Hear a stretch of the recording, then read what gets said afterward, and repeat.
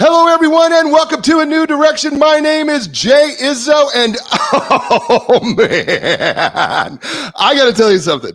I don't remember. I mean, I get excited about shows. You know how I am. I am so excited about doing a show.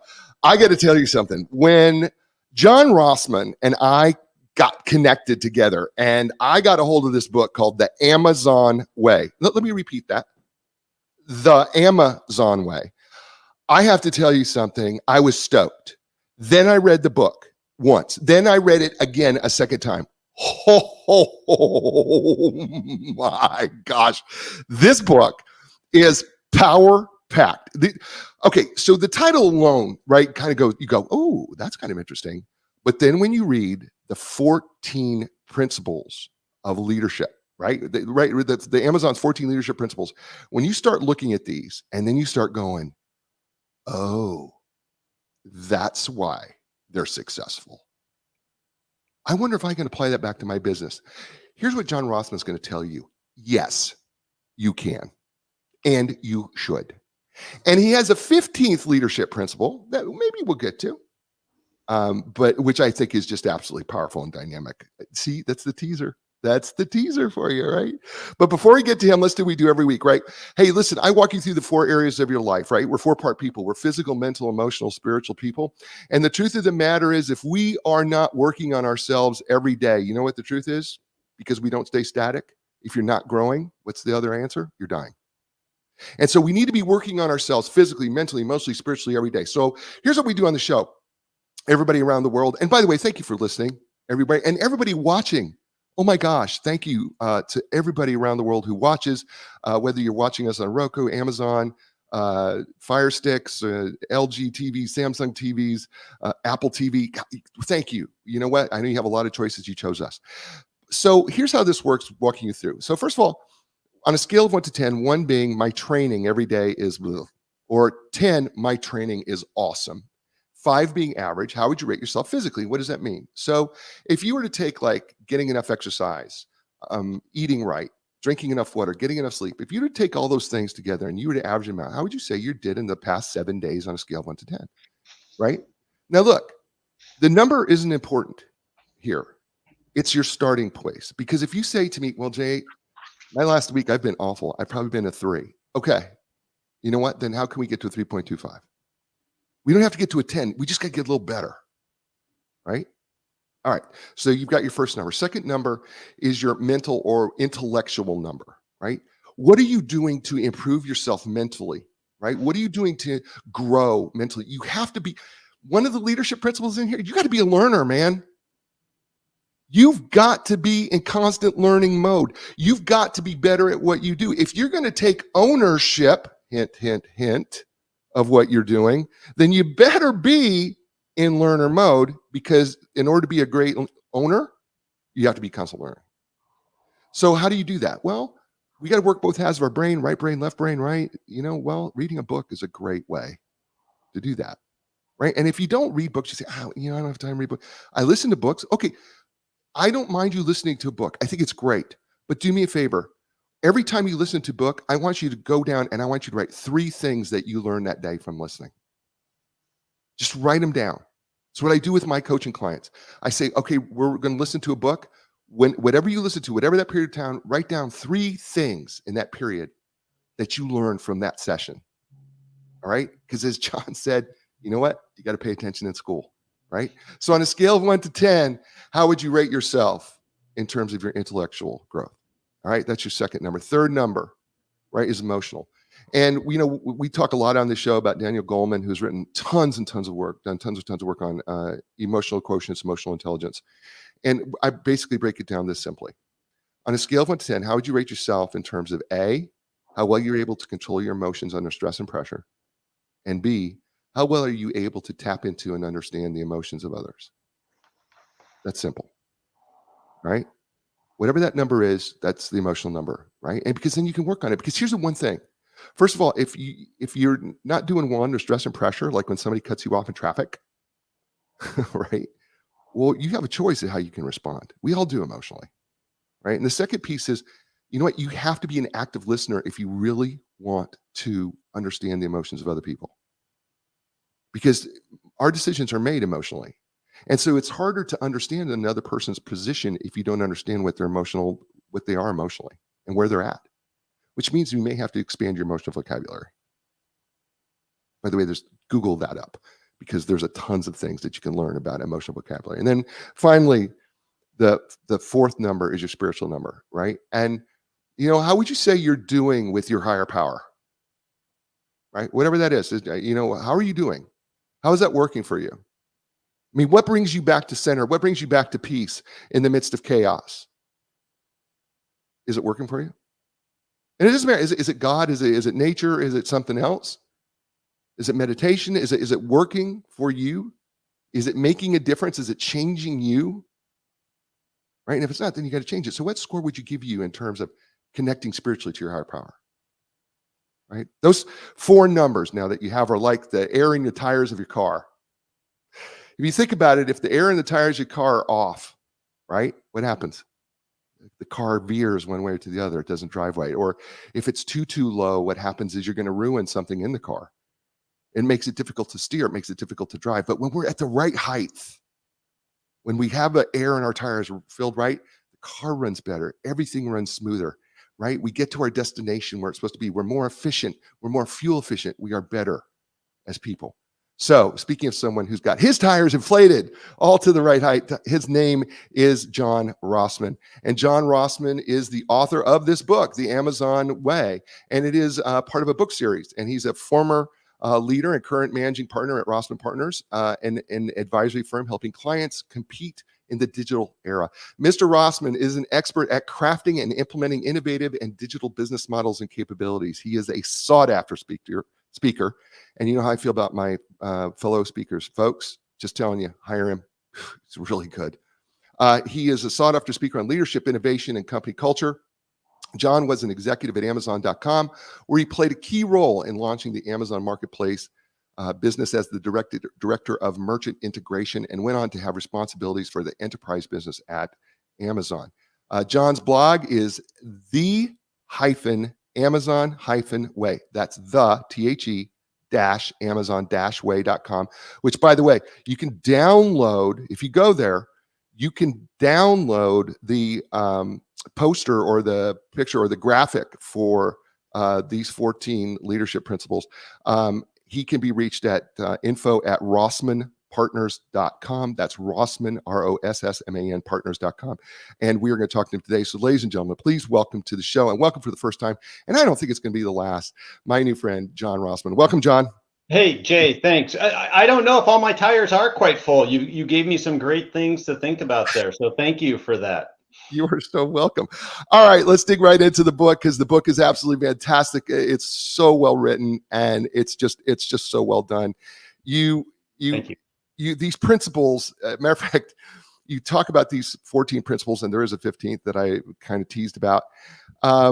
You say right out of the beginning in the preface of the book, don't rush to set out your principles in stone. I love this. Etch them in Jello. Okay, so we've got to have our own set of principles. We may base them on these 14 principles of the Amazon way, but why do we not want to etch them in stone immediately? Why etch them in Jello up front? Because you have to mean them, and you have to be willing for tenets or principles or kind of culture to take effect. Senior leaders have to truly practice them every single day. And what I find is when you're making changes on topics like this, you got to make sure that you understand like what they mean, how to model them, how to activate them, right? Amazon talks about principles, and then they talk about mechanisms. Mechanisms are the little things you do to practice or demonstrate or put into the action, the principle. And that just takes time to form new little habits and to really go, what do we prioritize as a business? What these principles help Amazon answer for themselves is like, how do we hold each other accountable? How do we set priorities? How do we try to create common approaches and frameworks for how we make decisions? What do you want your principles to address, right? And so that's why I would just like suggest think about it a lot. actually, think, write them out as a team, but then practice them for a while, and then come back to them, and then decide, like, okay, do we have them right? Amazon didn't rush to make these principles. When I was at Amazon, so I was at Amazon from early 2002 to late 2005. These principles weren't codified; they weren't written out. It was a couple of years after I left that they codified them, but we were practicing them every day, right? Like, we were like, wow, what does customer obsession mean in a third-party seller business? Like, hey, are we thinking big enough about the business that we're launching? So we were trying to practice them and going through that process of developing them, not rushing to implement or to codify them. So I know that people, by the way, that's beautifully stated.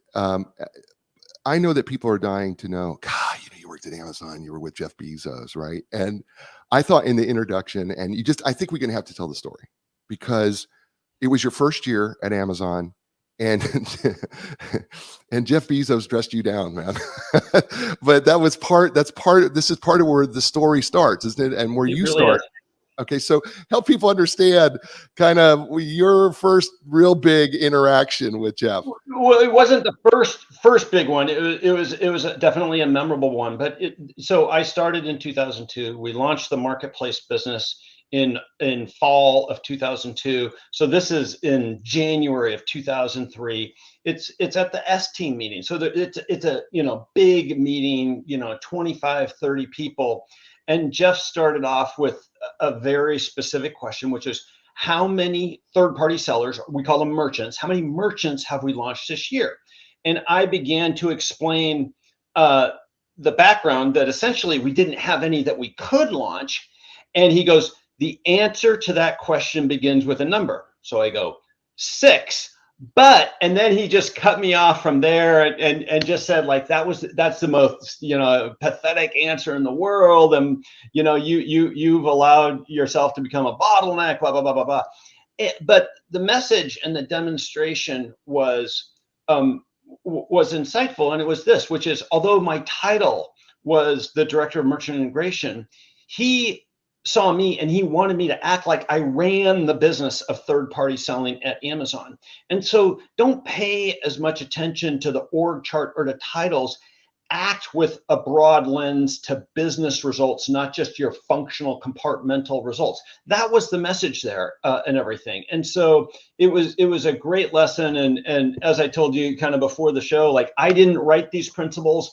I just paid attention in class, maybe for the first time in my life. And I learned so much from those 4 years at Amazon in how to be a real operator and how to be a real leader. And it changed me forever. It's such a wonderful story, because I think some people who can get dressed down like that might have quit, or they might have felt sorry for themselves. That was not the role you took. Instead, you took the perseverant role. And I'm such a big person on resilience and perseverance. And you took a different role to say, okay, I'm going to step up here. We're going to do it. Right. Yeah, right. And so let's just start in on these 14 principles. Let's start with principle number 1 that you write in the book. And it is principle number 1 is customer obsession. And by the way, I'm going to let people know that when John writes these chapters, he right away comes out with a short paragraph, a sentence or 2, maybe 3, of kind of what he means when he says this, and then he goes into a much deeper dive into which one of these mean and how they related back to when his time at Amazon. So let's talk about just for clarification. So the principle and the explanation, those are Amazon's and everything, and then I kind of tell the story behind it, try to give an example of like how we practice it and everything. But again, like, I did not write these principles; they are Amazon's. I got to help play a role in creating that culture and understanding these principles, as really only an insider could do. Thank you for that. I appreciate that clarification. I really do. All right, so let's talk about customer obsession. All right, so leadership principle 1. I think it's obvious where we want to say, okay, we should care about the customer, but Bezos' principle here, and what all of Amazon was, it was something beyond. You describe it this way: it was really something beyond a mere obsession. It's a psychosis. Yeah, I mean, from the very beginning, Jeff vision for Amazon was be the world's most customer-centric company, comma, ever. And he meant that. When he says things, he tends to mean things, and especially if he repeats himself, he means things. And so then the leadership principle, customer obsession, and it starts, it reads, leaders start with the customer and work backwards. They work vigorously to earn and keep customer trust. And while they pay attention to competitors, they obsess about customers. One thing, a couple of things I'd point out is it is just one of 14 leadership principles. And one of the, I'll put it in kind of rookie mistakes that I'll see people do is like, well, all I need is customer obsession. No. You need a balanced set of perspectives. And the mastery of them is like how to use them at the right moment for the right purpose and kind of intertwine them. And it's oftentimes the tension between principles of like both customer obsession and we have to get the right results. That's what forces us to create a better or innovative solution. And so you can't over index on any one of these principles. This is the first leadership principle. It probably is the most famous, but I would call it the first among equal, right? All of these leadership principles matter. I think one of the things that I liked about this first principle that, interviewing hundreds of people that I've interviewed on the show, they talk about customer experience, customer satisfaction. Nobody's used the word obsession before. And that puts it in a different framework for me when I hear the word obsession. And I think, I understand though why that's got to be a starting point, because it seems that everything builds from here. I agree that they're all. It does, yeah. And that word obsession, like, what is it when you don't share an obsession with somebody? Like, how do they appear, right? They're irresponsible, right? Like they're spending time, focus, money, attention on something that seems a little deranged, and that is exactly how Amazon intends to be interpreted on this topic. Like, yeah, they do some weird things, and they don't always work out, right? And I think there's really two types of customer obsession. There's kind of a tactical customer obsession, and there's a strategic customer obsession. The tactical customer obsession means we have to be obsessed about getting the customer promise, the customer experience perfect for today, right? Today's package, today's delivery, today's customer experience. Super important, right? That leans on our operational excellence orientation in our skills. The other type is strategic customer obsession. And strategic customer obsession gives you not just the permission, but the obligation to be extremely curious, like upstream and downstream of who your customer is and what's going on with them, bigger and broader than just how you're serving them today. And if you have persistent strategic customer obsession, and you complement that with the willingness to explore and to try and to innovate new things, over time, you'll find new ways to serve that customer, and you will understand them better than your competition will. I love that. I love that. I just see it so much in everything that Amazon does. Listen, most of the world uses Amazon, and they make it simple, and they want it to be simple for me and efficient. And so it just makes sense. It does seem like it's pretty intuitive. And now that we have Alexa around us, right? I mean, we've made it even simpler for us. I want to talk about something within this chapter, though, that Jeff Bezos says a quote that you quote in the book. It says, "I can never imagine a world where a customer wants less selection, higher prices, and slower delivery." And you talk about the holy trinity, as Amazon thinks of it, of price, selection, and convenience. Where did that come from, and how does that relate back to us? Because it makes so much sense. I just never heard it considered that before. Well, I mean, that came from Jeff, and just him, thinking a lot about essentially the value proposition of what Amazon was. I got to travel with him a couple of times, and we were at a big enterprise client of ours, and he was asked, like, well, how does Amazon decide what to innovate on? There's so many choices out there. how do you decide what to do? And he goes, well, I think about durable customer needs. And so the ones he talked about was, I can't imagine a world where a customer wants a higher price. I can't imagine a world where a customer wants less selection. And I can't imagine a world where a customer wants slower delivery.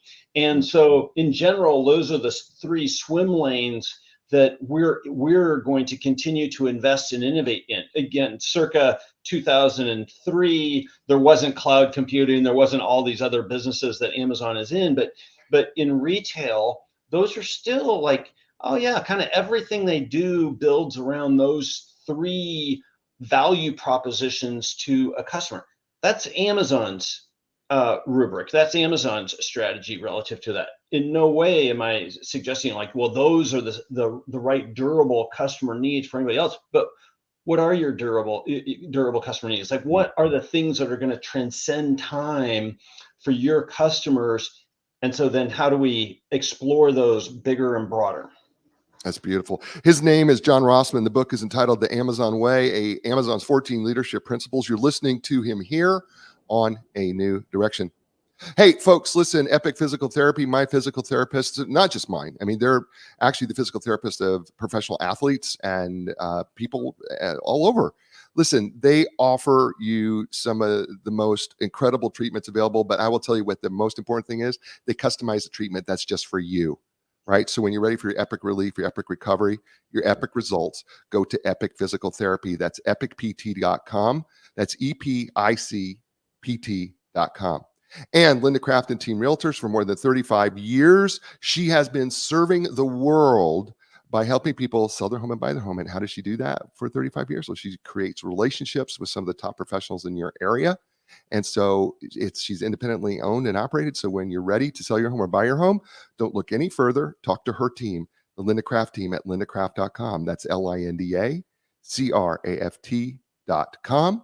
And I got to give a shout out to Hint Water, the official beverage of DBTV. That's right, DBTV, David Bruner TV. That is the TV app that you can download on Roku and Amazon Fire Sticks. And starting August 1st, it will be Samsung, LG, Android, and Apple TV. You can watch the show. And Hint is the official beverage of DBTV and our show too. So you know what? Check out, get yourself some Hint. And we're back here on A New Direction with John Rossman. The book is entitled The Amazon Way, Amazon's 14 Leadership Principles. Absolutely fabulous read. Folks, I'm going to just read a quote that he said about this book because I think you need to know that, first of all, he did not write, this book is not written to be an extremely long read. Matter of fact, he said he meant it to be a read that you could be on the plane and maybe with one glass of wine, maybe two, you can get through the entire book, and it certainly is a great read, but you're going to dive into it like I did, I promise you, and you're going to dig and dig and dig.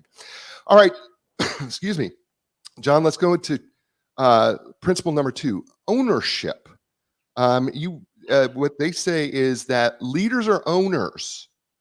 They think long-term, don't sacrifice long-term value for short-term results. They act on behalf of the entire company beyond just their own team. They never say, quote, "That's not my job," unquote.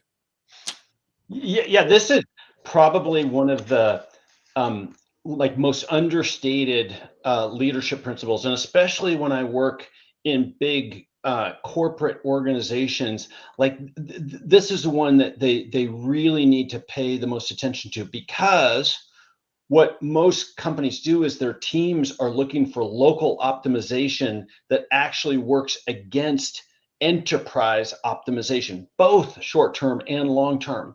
And the way that we set up goals and budgets and MBOs and all those things actually at times really compromise enterprise value. So part of my job when I'm consulting with them and advising them is like really try to create the atmosphere, the mindset of like, hey, we work as an owner for this company. You're not, this team lead. You're not that team lead. You don't run this budget. We run the company. What would we do then, right? And it's amazing that little tiny tweak in your perspective, essentially, what am I trying to optimize for, makes all the difference in the world. People are extremely motivated and good optimizers, right? Like you tell them like, how am I going to optimize something? Like we worked it out. And as senior leaders, as boards, we have to be really careful about the incentives that we create underneath. But but realizing you're never going to get that perfect, if you can try to instill a mindset of like, you have to understand when we're in conversations where we need to be thinking of owners versus as a functional leader, and you'll start making better decisions. I love that because it's you're talking about excellence in a large part of the way. It's ownership excellence, right? I mean, if you're an owner, if you take ownership, and by the way, it doesn't matter what job you have, wherever you're listening to us right now or watching us right now, it doesn't matter what job you have. Take ownership of it because it's a matter of excellence, right? Because if you're an owner of something, you're going to be excellent, right? You have pride in it, right? Like I tell the story in the book about a story that Jeff told about like how, Amazon in its early days had a Christmas party, and they rented a hall, and somebody literally used a nail to prop up a Christmas tree. And he was aghast at that because an owner would never do that. If you owned this facility, you would never do that. And in both small things and big things in our life, you'll actually feel a whole lot better. I think you'll be mentally healthier. You won't have guilt if you're always thinking about, well, what would I do if I was the owner of whatever the circumstance is, and you'll act bigger and you'll think more long term.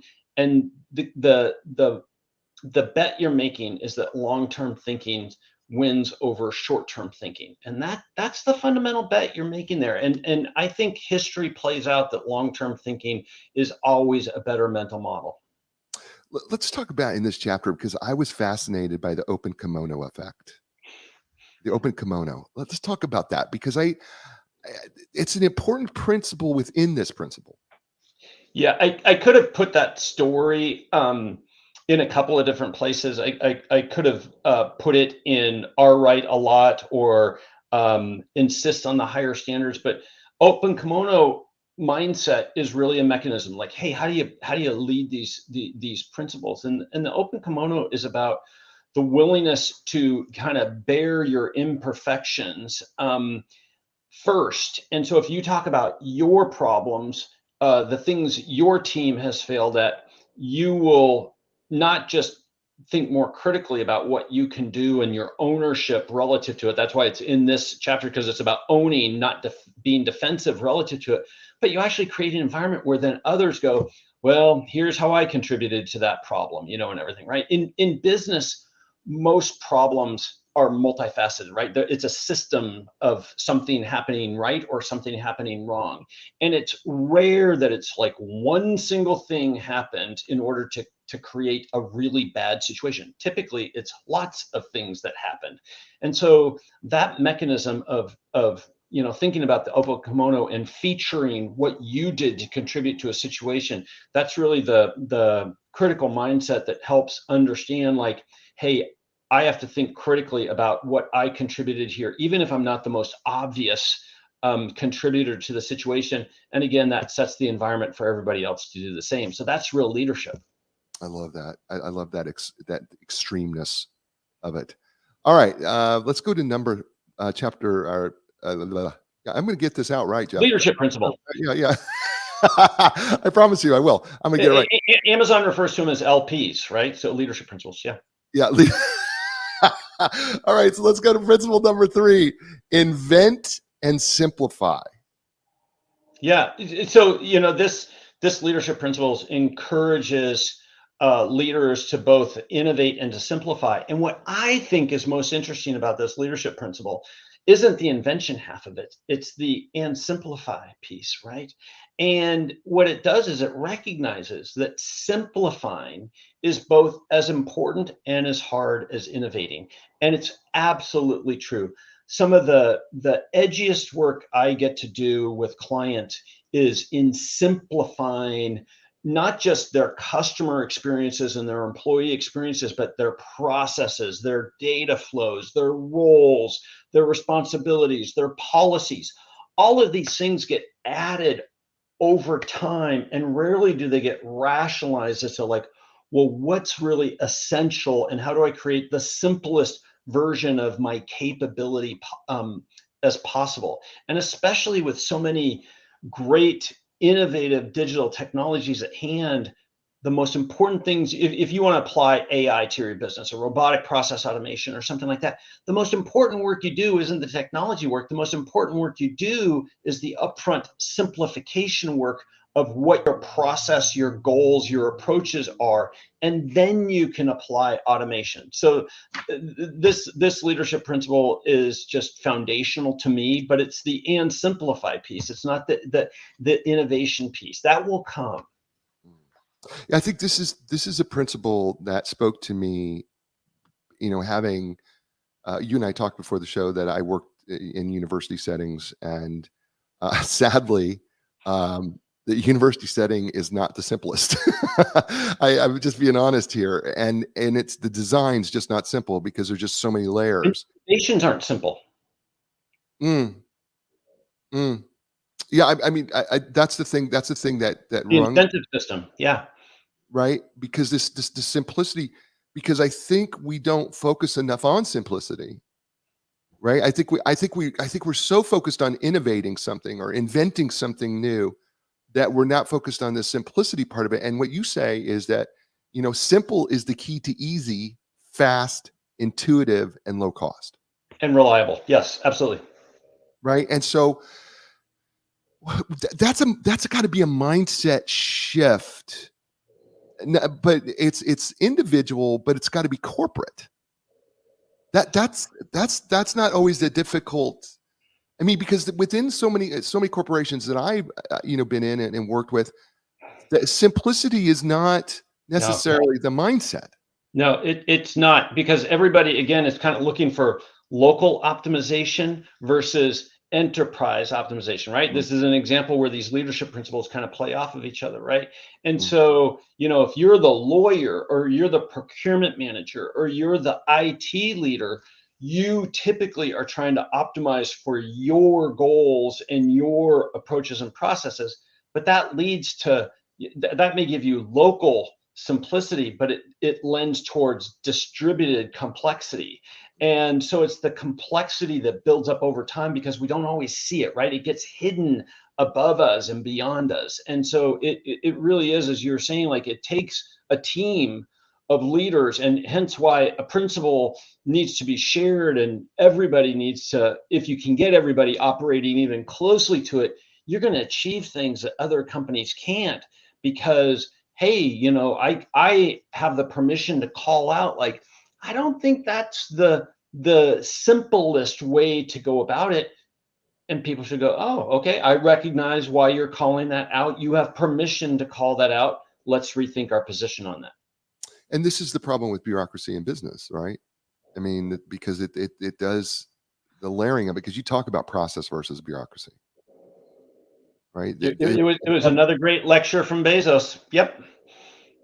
Go ahead. Go Oh ahead. no, no, he just gave a great lecture one time about, like, the subtle difference between process and bureaucracy. And a bureaucracy is one where you really can't recognize who the owner, who can say yes to, but a process always has names, always has accountability, it's always well understood and is transparent. That's beautiful. That's beautiful.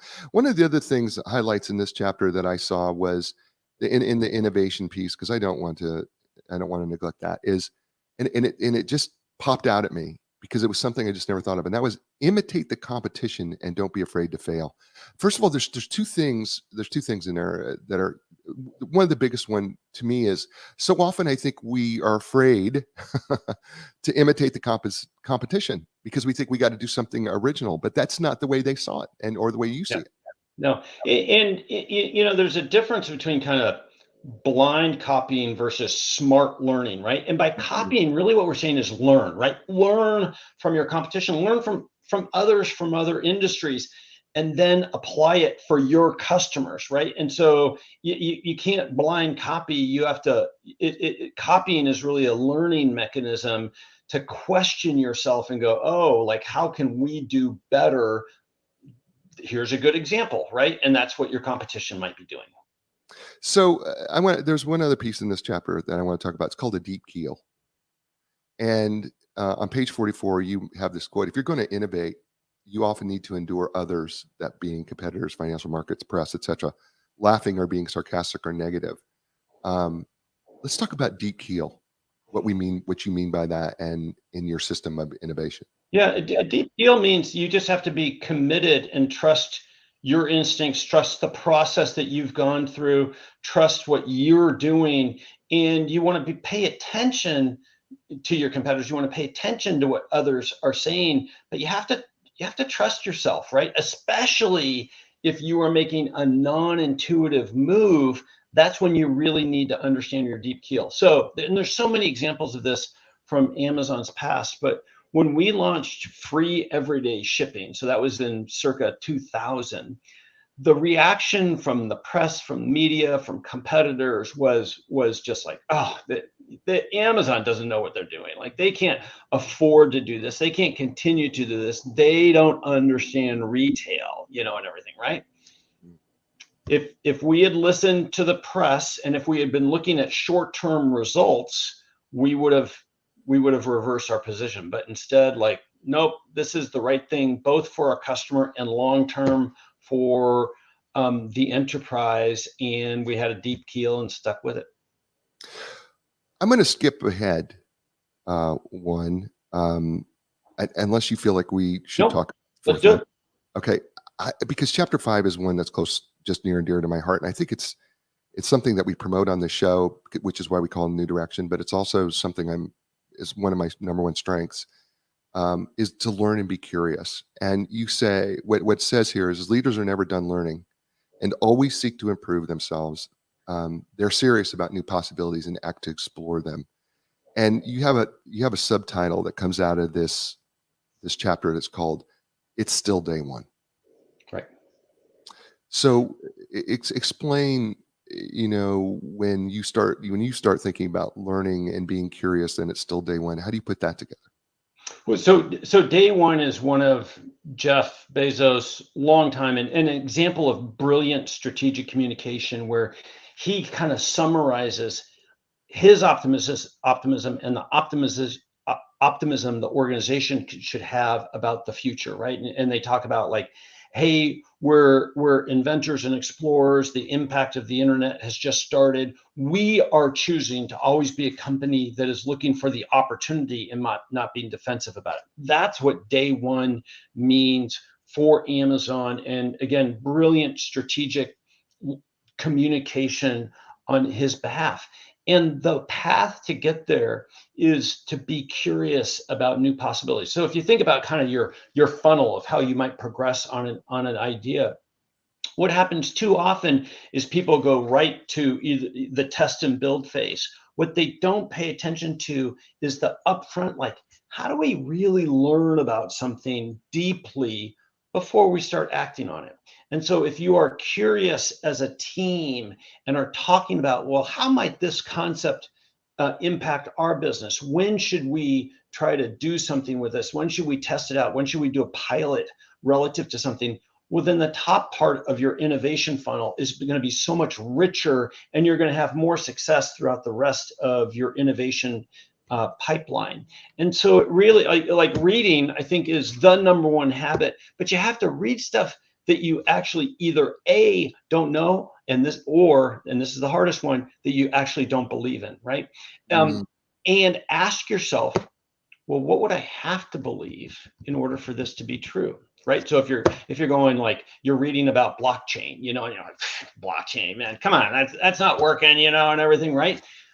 A better way to approach that is, well, what would have to be true for blockchain to impact my industry? Oh, you start exploring it through that what if mindset versus the like, dismissive mindset. You're going to learn more, and you're going to pick the right point at which to do we act on this, right?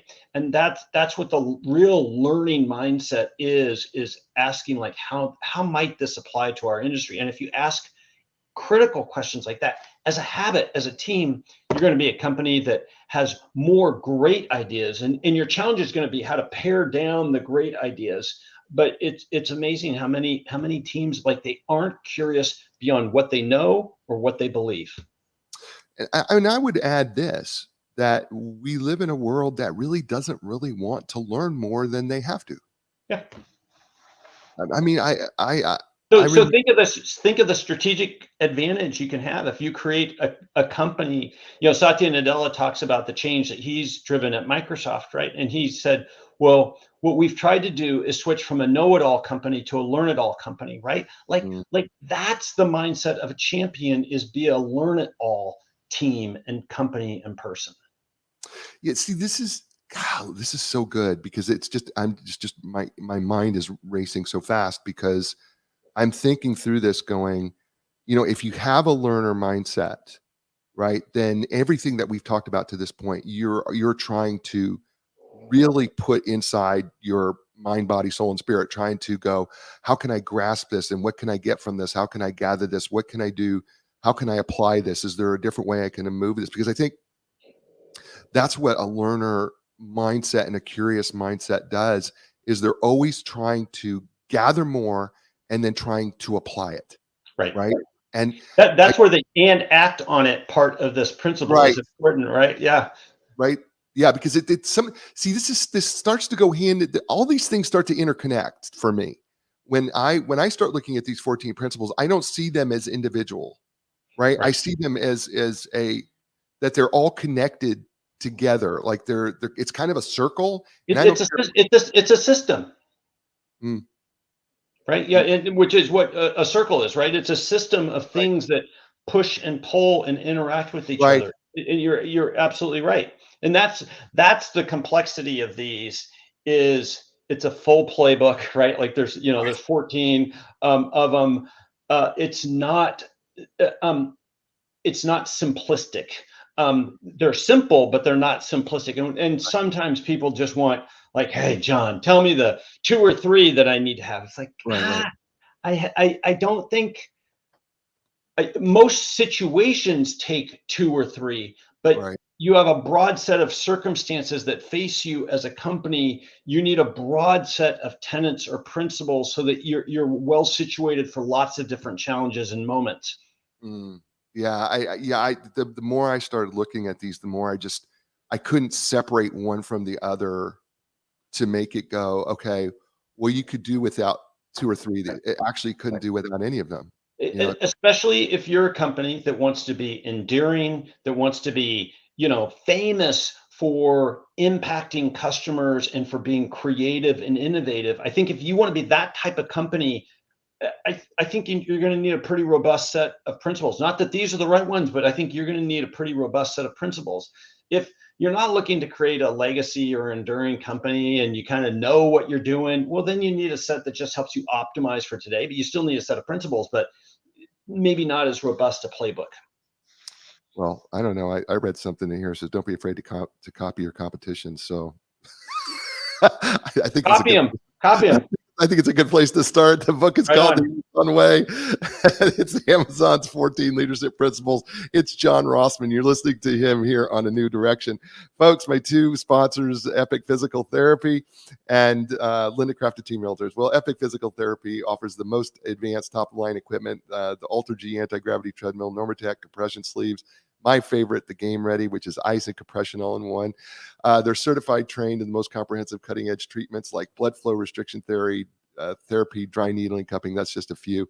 When you're ready for your epic relief, epic recovery, and epic results, start no place else but Epic Physical Therapy. That's epicpt.com. That's EPICPT.com.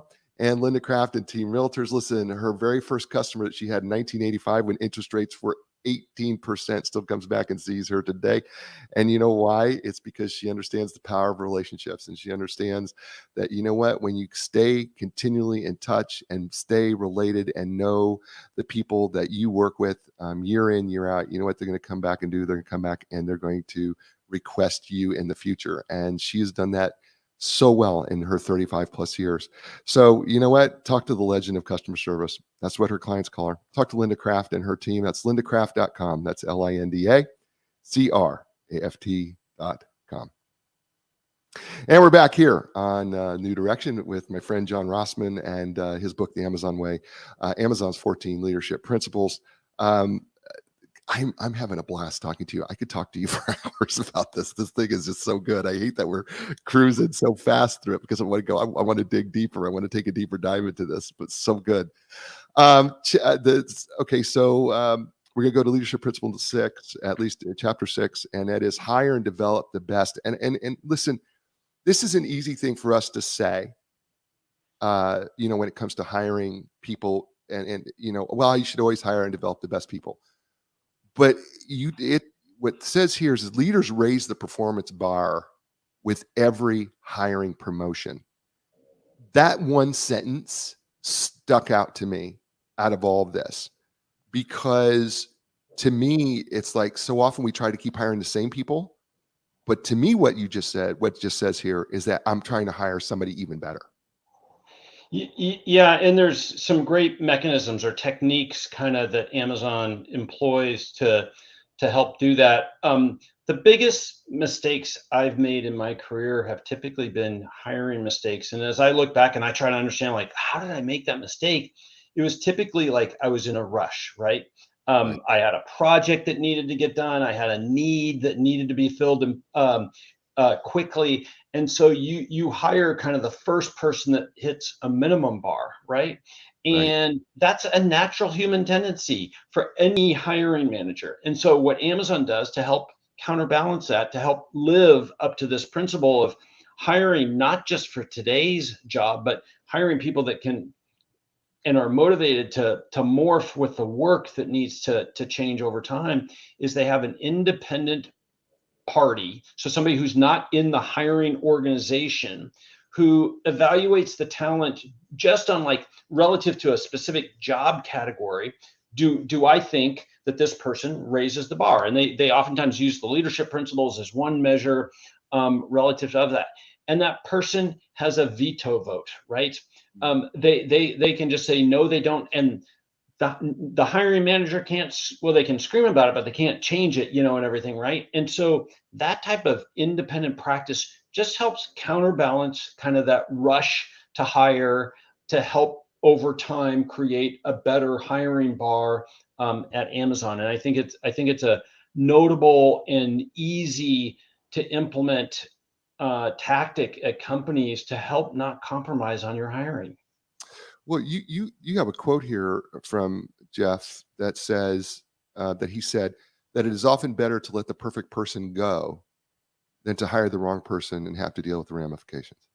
Yeah, well, that's ownership. That's long-term thinking right there, right? And so, he's definitely, like, hey, if I'm gonna make a mistake, is it better to make a mistake of letting the perfect person go, or to make the mistake of hiring somebody that doesn't raise the bar? And he's clearly saying for Amazon, the right answer is to not to let the perfect candidate go. We'd rather fail on that side of this than hire people who don't raise the bar. That leads us to the next one in chapter 7, which is insist on the highest standards. Because and I mean, again, this thing just seems to go hand in hand, because like I can take insist on the highest standards and go right back to customer obsession, right? Because if I'm customer obsessed, I'm also thinking about the highest standards there too, right? This is why this thing is just so interwoven. It's this thing that's so connected for me. But Yeah, yeah. Let me read the first sentence from the leadership principle. It says, leaders have relentlessly high standards. Many people may think these standards are unreasonably high. This is the leadership principle that I think is the trickiest. It's the one that can get misused the most, right? And I've seen this done both inside Amazon and outside Amazon, where a leader trying to kind of prove their worth, you need to, this doesn't hit the standard. And you can pull that card on kind of almost anything. And the key part of this is you have to apply the right standards for the right moment, right? mm, So, for example, if I'm really trying to be precise about a specific topic, or a solution that needs to be enacted, or a difficult situation, things being or a business case, hey man, that spreadsheet, that description needs to be absolutely perfect. But if I'm in a moment where I'm trying to to outline a new idea, and I don't have a pressure proven business case, well, then holding that business case to the standard that you did the earlier one, well, that's the wrong standard. And that's why this one takes a lot of wisdom to apply it correctly, because you have to understand the context in which you're applying it, and you have to apply the right standard at the right moment and then make it high. And if you apply the wrong standard at the wrong moment and make it high, well, you'll just frustrate people to no end. There's a great story in here. It's called Cookies or Cookies and Crumpets. And I think you need to share it because it's part of this whole thing. And I know it's kind of like the obsession. There's almost an obsession here. Does it go cookies or cookies and crumpets? Can you tell the story? Share the Yeah, story. it was one of the more curious meetings I ever had with Bezos. It was a small meeting.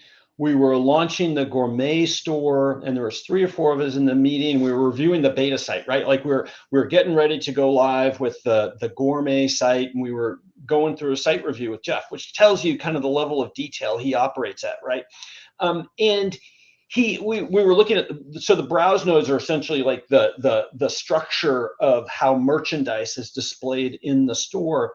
And he was like, we had one that was cookies and crumpets, and he, like, for 10 minutes we explored, like, was it cookies and crumpets as a separate one, or cookies and crumpets? And it was interesting to me. I was like, are we really spending the CEO's time on this matter?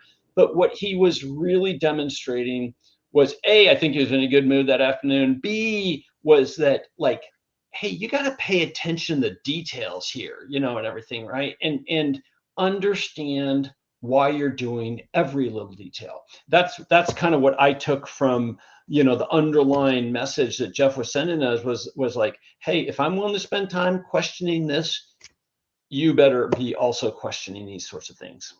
The story felt to me like he was in this playful little mood, Yeah. and he was being playful in a playful way, trying to teach a lesson here, and he was yanking. Yeah, I would say, but in a strategic manner, for a strategic purpose and Right. everything, right? Which Yeah. is have high standards relative to details here. Yeah. I just thought I found it so fun because, in light of, he's a control freak. You said that. I mean, everything was control freak, controlled by control freaks, was the place. But I mean, it seemed like he was in this fun little place where he was a little impish, but he was going to teach a lesson in the process. And so he was That's yanking right. people's chain a little bit. And I just thought that was just fun. I just thought it was a fun story because it made, I don't want people to come off like, oh my gosh, he's just such a control freak when you read or, he's just blowing people up. Yeah. He was serious about what he did, but he did have this other side. Oh yeah. For sure. And if anything ever, like, all Jeff did was have high expectations of his leaders, and what would frustrate him are things that would frustrate me or any good leader, which is, if you run your business full time and I'm able to figure out an issue or a problem or a solution, or I understand the detail of your business better than you do, I'm going to be frustrated with you. That was the essence of his frustration all the time. Was he expected us to understand the details of our business higher? I mean, he was basically, back to this principle. He was insisting on the highest standards, and that came across sometimes in frustrated manners. But it was never inappropriate. It was never unprofessional. And he's at his best when he's problem solving. Like, he's a builder. Yeah. Well, we're real quickly, because we're running out of time here. We're up against it because the hour's almost up, which has gone so fast for me. Was think big, and what's written here is thinking small is a self-fulfilling prophecy. Leaders create and communicate a bold direction that inspires result. They think differently and look around corners for ways to serve customers. And it almost brings us back full circle to the very first one. So talk about thinking big real quick and the importance of that. Well, I think, we're all in such a rush to deliver this quarter's, this month's, this week's, today's results, that senior leaders rarely take enough time, and as a habit, take enough time to really think, like, what's next, right? What's big? And Amazon's technique around this is so useful and can be used in others. And I've implemented this across companies, which is it's really the approach of working backwards, right? How do you start with the vision, the customer experience, the to be state that you want to create, deeply try to define it, write it out, and then work backwards to how you might accomplish that. And if you do that, what you'll find is you're thinking beyond today, you're thinking big, and then you're bringing it back to like, well, how would I do that? That's a better problem solving mindset than starting with today and all the constraints of today. You're awesome, man. Thank you for this hour. You were fantastic. I hope you enjoyed it. Tell people how they can get a hold of you, and give yourself a little promotion here. All right. Yeah. So John Rossman, rossmanpartners.com. LinkedIn is probably the easiest, John Rossman. I have a newsletter on Substack called the Digital Leader Newsletter. You can subscribe to it for free. And the Amazon Way is in paperback, in Kindle, and in Audible. And you can buy it at Amazon. That's awesome. Thank you. Stay with me, John. Hey, folks, that's the show. You know what I say to you every week, and it's this: you're in control of three things at all times in your life, regardless of your circumstances: your attitude, your effort, and getting back up again. I know it may be hard for you right now. I know it may be a struggle for you right now, but you know what? You can't control it. You have the power to control how you want to be today, your attitude. You can control how excellent you're going to be right now, and you can get back up. I know you can. I'm going to be back next week with another great guest. It's going to be another great book. It's going to be another great show. As I say to you everywhere, all over the world, thank you and ciao, everybody.